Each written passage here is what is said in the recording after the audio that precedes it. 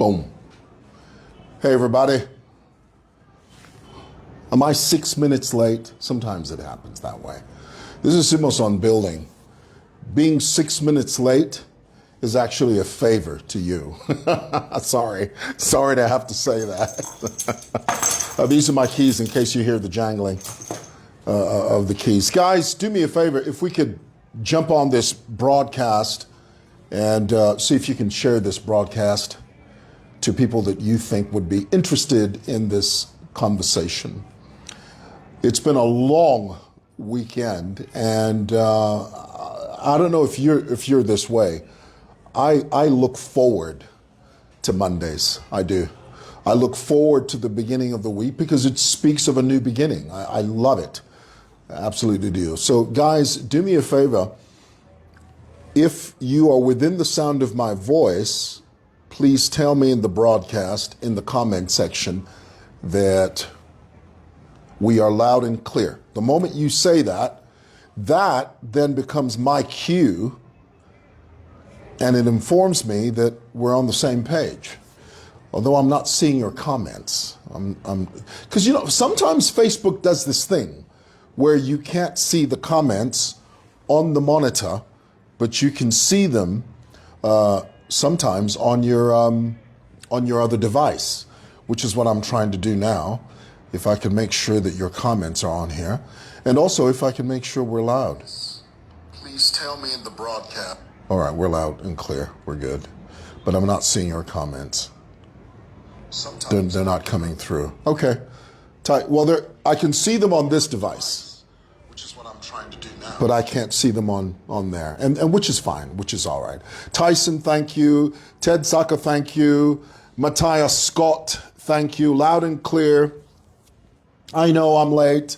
It's horrible. I'm ashamed to admit that. I'm over here at EcL's on building, plot number 8585, on the corner of Simon Mwewa Lane and Kalusha Wali Road, otherwise known as the corner of Lucia and Simon. This is where I am. Who is that? Nakumana. We're here. Finish that one. You guys. Well, hey, listen. I have to say something to you before I get into my little dissertation. I noticed at the memorial service of the late former president of the Republic of Zambia, President Patrick Levi-Mwanawasa, there's something the head of state said that I felt was sort of deflected attention from the main event, and it deflected the flow of the event. And the president made reference to Chipo Mwanawasa. Now, this is my view, and this is my advice to the administration. When it comes to a controlled environment, and a controlled event, like, I should put a sign on the door. Come in, I'm live. I'm live. Yeah, but I'm live. Yeah, so just ask them to wait. Yeah, thank you. I really should put a sign on that door. I should. I keep saying it and I never do it. These are the things that makes my wife upset. You say stuff, you don't do it. Okay, here it is. Then this is my view, is that when the head of state is in a controlled environment, such as a memorial event for a former late president of the Republic of Zambia, I believe it's very important to stick within the parameter of a script. I really believe that. And we all know the president, the head of state, is a very eloquent speaker. He's got that booming voice. He's been on the campaign trail for many, many years. So he's had the opportunity and the privilege over the years to hone his public speaking skills, which are, stellar. They're fantastic. He's a good speaker. However, I think that when there are issues that could potentially and very easily distract from the main topic, it is in those moments that a script is imperative. I also believe that the president's handlers, the president's advisors, people that are close to him, they should ensure that, sometimes in movies, in the film sector, they have something called test audiences. You know what that is? Have you ever heard this? A test audience? A test audience is a movie that is shown to a small group of people before it's generally released to the public. There's a reason they do that. They do that because they want to get a feel of what the film is going to do, what parts of the film work, if there are any plot holes. In movies, there's something called plot holes, scenes that don't connect, scenes that are not in sequential order. The reason they have those test audiences is for that, is to sort of get a feel of what the film is going to do. In the same vein, by the same token, I think that our presidents, our public officials, when it comes to controlled environments, there should be a script that is to be stuck to. Once the president gets up on the podium, and once he does a test run of the written speech, the controlled text, in a room full of a sample of his advisors, it is at that moment where some of them can say, Mr. President, if you said that, that would be misconstrued. That would be misunderstood. So maybe we leave that out, and then let's emphasize the third line on paragraph 4. If you could read that for us, Mr. President, just go through it just one more time. Okay. When you do that, you're giving the president the ability to to sieve. You know the word sieve? In my language, we say ukusefa. Is it ukusefa? Ukusefa. To sieve. Get rid of the parts that are not needed and only focus on the essentials. Now, of course, you can't write a speech for the president for campaigns and during a campaign season. That's just hard work. The reason that would be hard work is that during a general election on the campaign trail, the whole nation is in campaign mode. So a president or a presidential candidate has the leeway to sort of be liberal with the way he speaks. But when it comes to events like the memorial of a former head of state, it's really important to sort of make sure that the head of state doesn't speak off the cuff. Because he's the head of state, every word that comes out of his mouth is not only micromanaged, it's micro-scrutinized. Every syllable that comes out, every jot, every tittle that comes out of his mouth will be analyzed, psychoanalyzed, uber-analyzed, and super-analyzed. So because of that, I'm telling you, man, it's so easy to just go off tangent and instead of the viewers focusing on the main issue, everybody just talks about something else. So that is my advice. And I say that with love and I say it with great admiration. And I think the president, we owe it to the president to sort of say, Mr. President, I think we should do it this way. And we should. The president has handlers, okay? The presidency is not a crucible of knowledge. It's not. The presidency comprises many different moving pieces, advisors, this, that, and the other. So in my view, I think that particular day, that sort of deflected attention from the main topic, and it just created a narrative, an unnecessary narrative that your detractors will use against you. that's the nature of politics, you know. Everybody does it. Everybody does it. The Americans do it, the British do it, but I don't think it's always necessary to have unnecessary detractors, my view. What do you think of that? Tell me.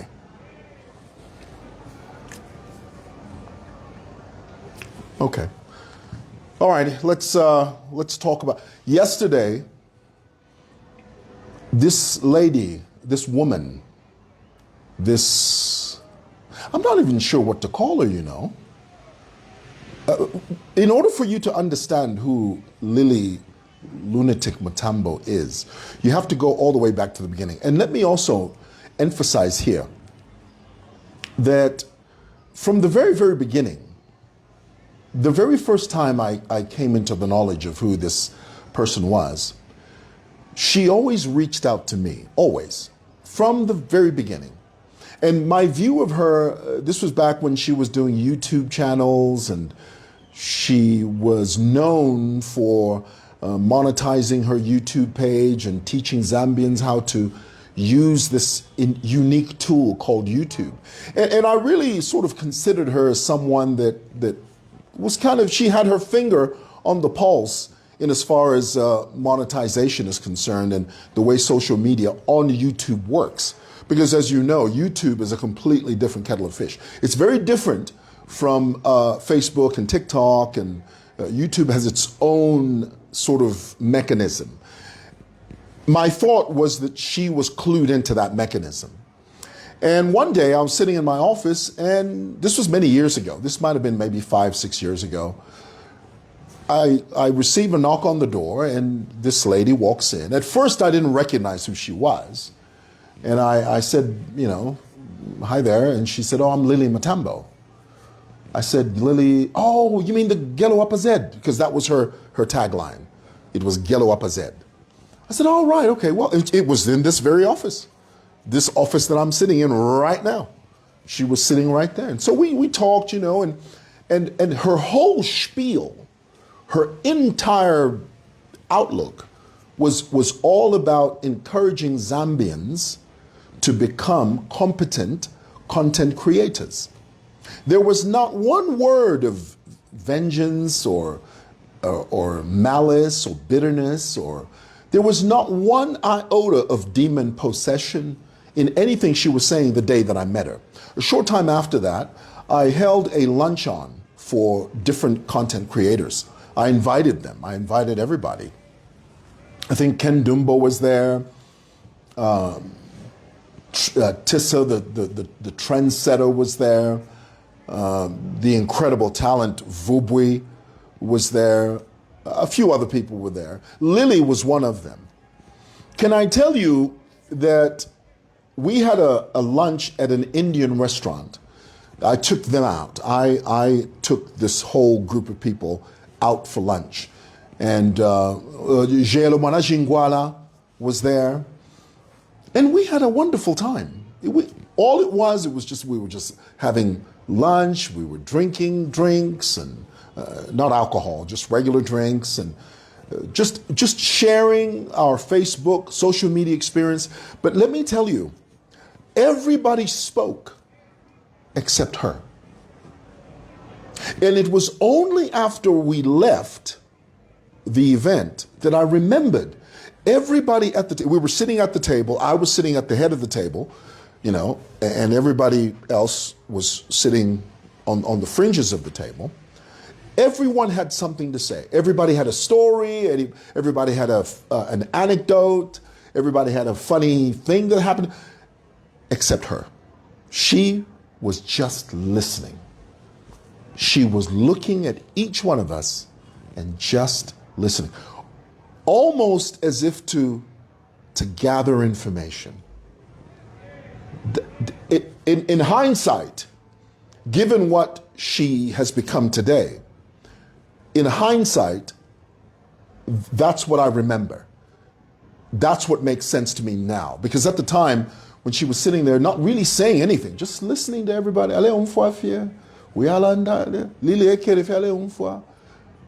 It was really now that I realize she's the type of person that gathers information, puts it in her back pocket, and says, one day I'll use this.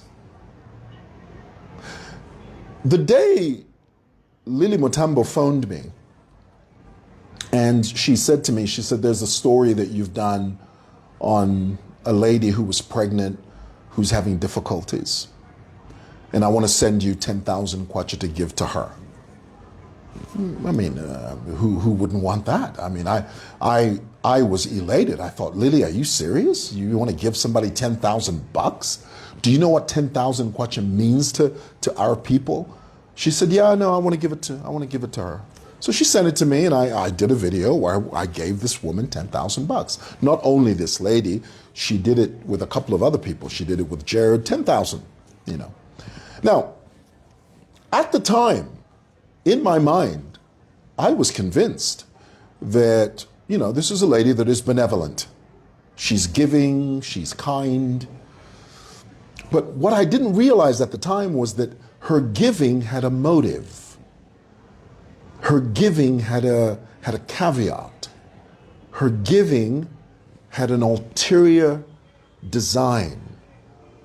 In a sense, it was like, I'm buying your loyalty. When I do this, you can never speak against me. And then she was using my platform to disseminate this idea that she was this kind and angelic, benevolent person. I mean, she could have used anybody else. I mean, she could have used, I don't know who else. But she always insisted on using me, always. And at about the fourth or fifth time, and there were different amounts. It wasn't 10,000 every time. I think she gave gift a couple of thousand, I think, and somebody else a couple of thousand here or there.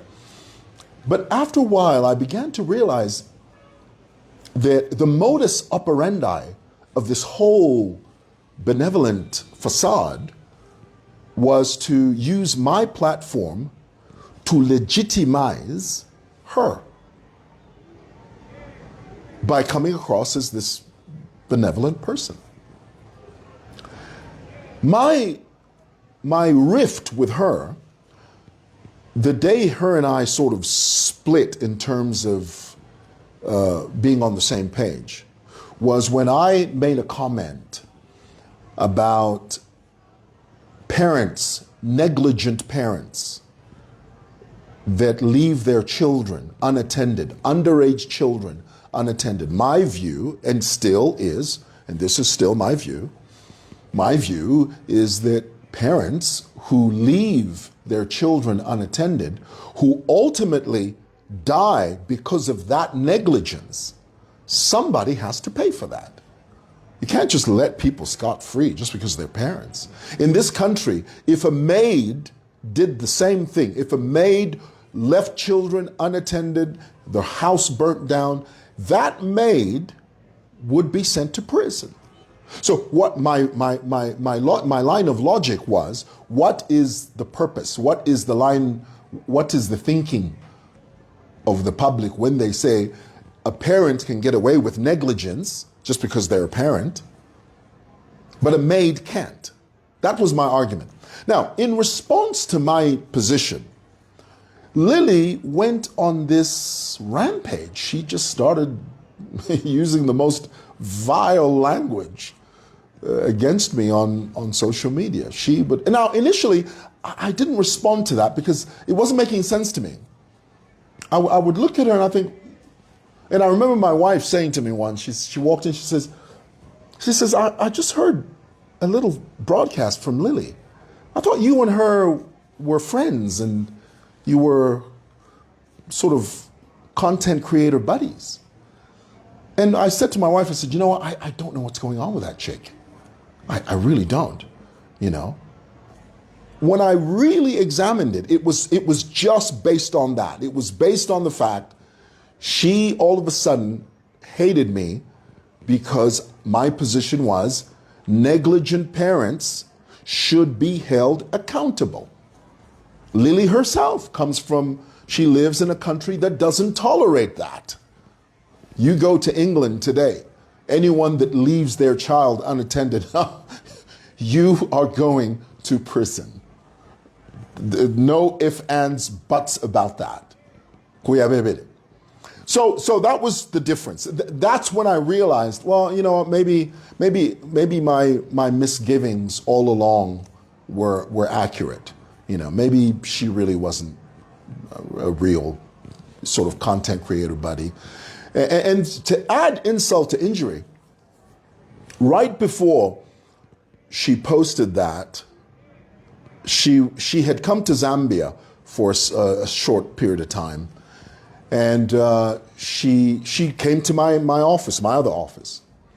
That was the video where I said to her, I said, "Well, you look like Her Majesty the Queen," because, you know, she walked in very elaborately dressed, you know, and she sat down and we talked for a few minutes, and she said, "Look, can we take some photographs?" Which I obliged.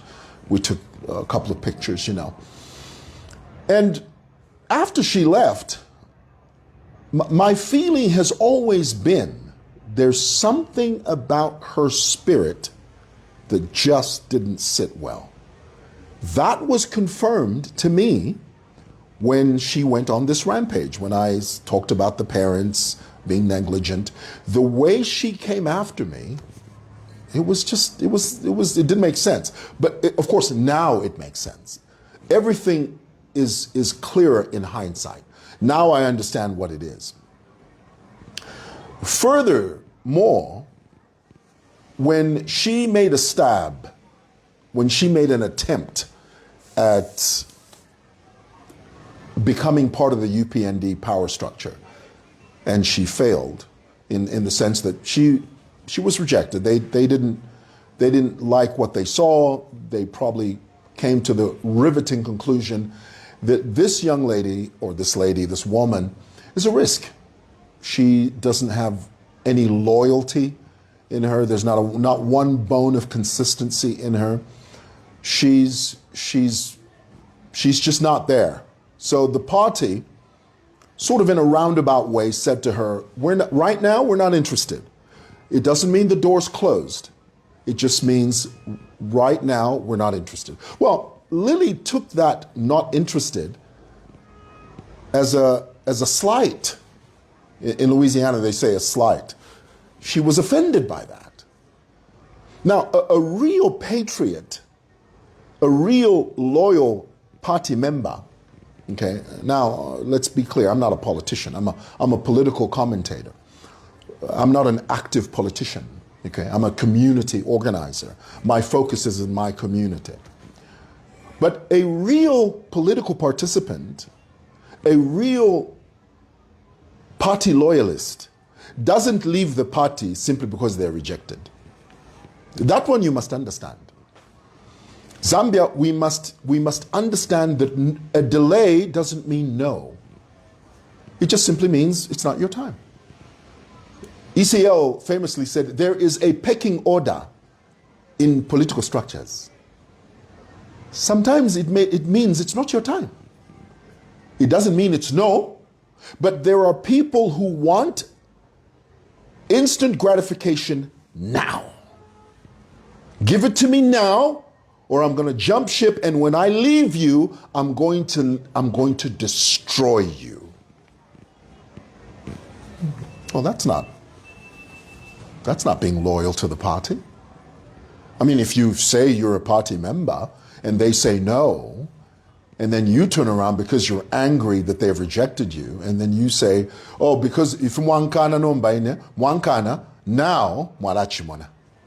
Reject me at your risk. I'll destroy you. Why? Because you said no. Ati nafurwati alefo kutuchita destroy chinshi, because you said no. You rejected me. I have dished out so many eggs. I've been crisscrossing this nation with eggs, and I've been giving them to the vulnerable. I've dished out countless, multiplicity of multitudinous tens of eggs.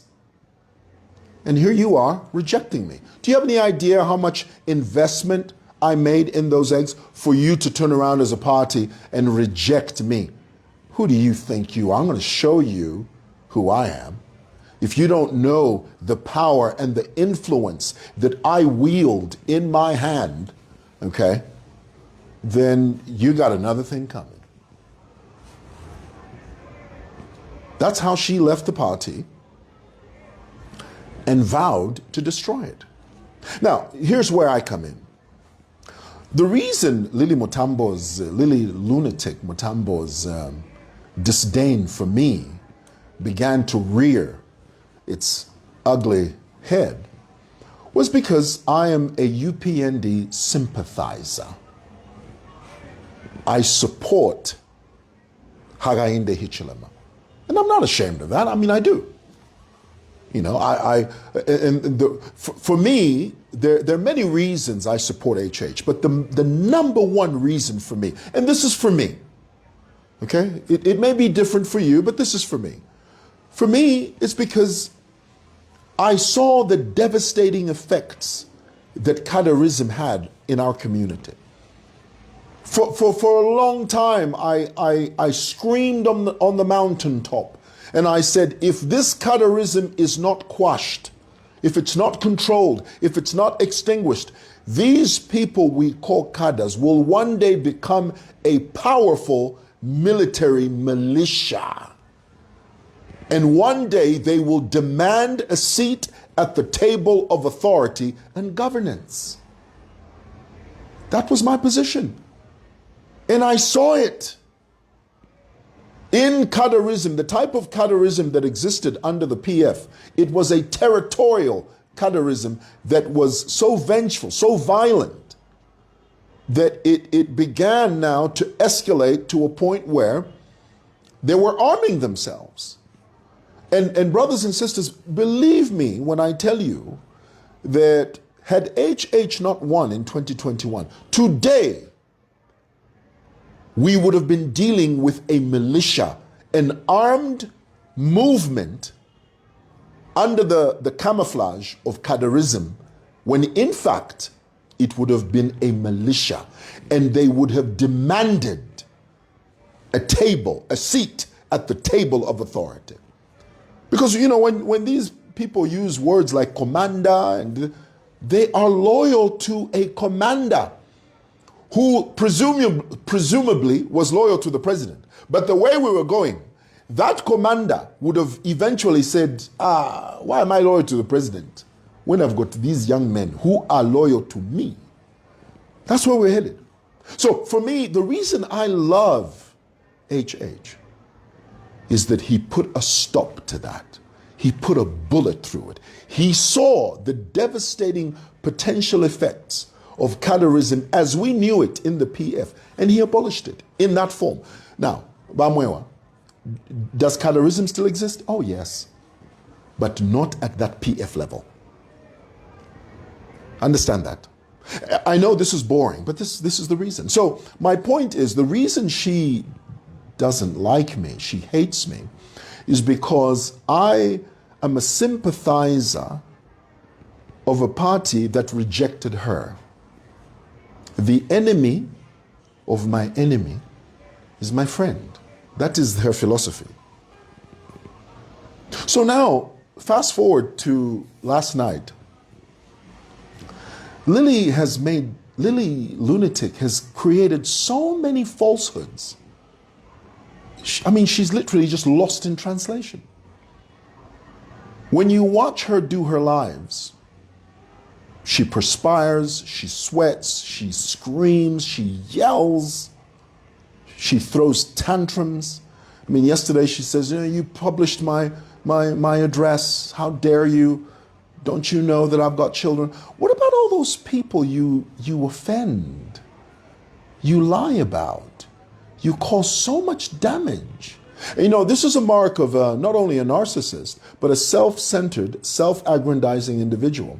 They lose sight, lose focus of the harm they cause in other people's lives, but yet ignore theirs. Now, of course, I'm not perfect. You know, there are times I've said things out of turn. I understand that. But to be totally blind to that, to be totally oblivious and say, no, I'm fine, it's you that's the problem. Because Lydia is the type of person that would never apologize for anything. Why? Because to her, an apology is a sign of weakness. She paints in broad strokes. I will destroy you. Don't touch me. You've touched the wrong button. What are you, God? No, you're not. You're just a girl that is angry, that's upset at the world. You're a girl that has a very dysfunctional outlook, a very self-centered outlook. That's all it is. She has no power to destroy anybody. She can slander, but she can't destroy. It's the same with that Seer Zero. He has the same language. No, you come against me. The goal, the modus operandi is to plant fear in you so that you don't speak against them. But they will speak against you. That's nonsense. Total, unadulterated, unequivocal nonsense. So my point yesterday, and this was my point, Lily, I can tell you everything she said yesterday, every single thing, was a complete lie. A total fabrication. A total lie. It would be one thing if it was half true or maybe a percent. No, 100%, 1,000% lies. Lies that are designed to dent. My point yesterday was this: if you can lie about people, people can lie about you. If you can dish it out, you can take it. If you feel that you have the audacity, the unmitigated gall to sit in your high horse, spend 3 hours on Facebook on a live, jump off of that, go to TikTok, spend another 3 hours as a woman that calls herself a wife, you've got children, where the hell do you have time to deal with your husband, to cater to your husband, to take care of your family, to pay attention to your children, when all you do 80% of the time is spew hate, division, tribalism, and innuendo, gossip to no end? That's all you do. That is all you do. So my point yesterday was this. Honey, if you can lie about us, we can lie about you. Take it or leave it. Mr. Mwewa, did you lie? Let me tell you, when people come at you, you go to them. Don't let them vanquish you. Don't let them lead the narrative. Silence is only golden when you have nothing worthwhile to say. But if you got something to say, say it, honey, till the world hears you. Say it. Sorry. I become a little animated sometimes. So, you know, the talk about this building, and you know, Simoson has always been an issue. People don't like the fact that Simoson is here. And can I be honest with you? You will never ever hear me. Never. You'll never hear me, my siblings. None of us talk about this building. If I talk about it, it's a way of advertising it. None of us talk about inheritance. Not a single person.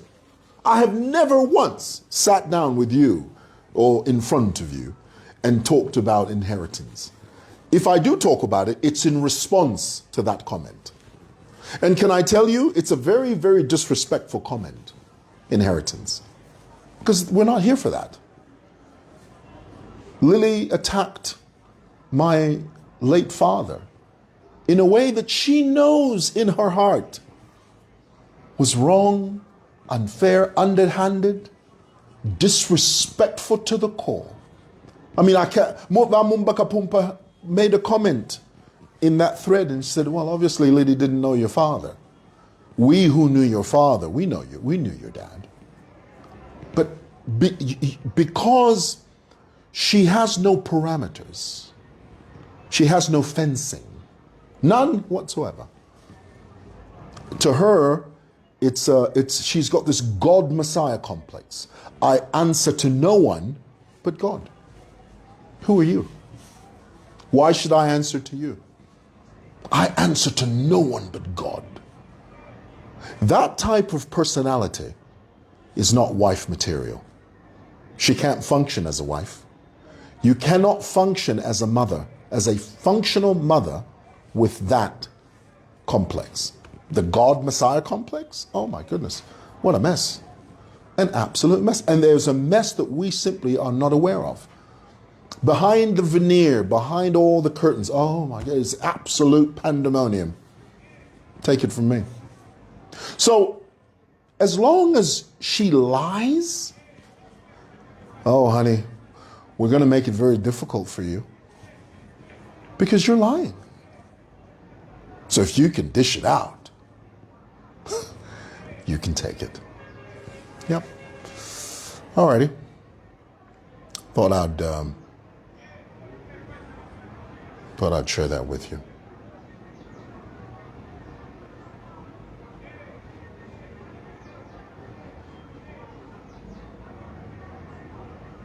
All right. Thanks for watching.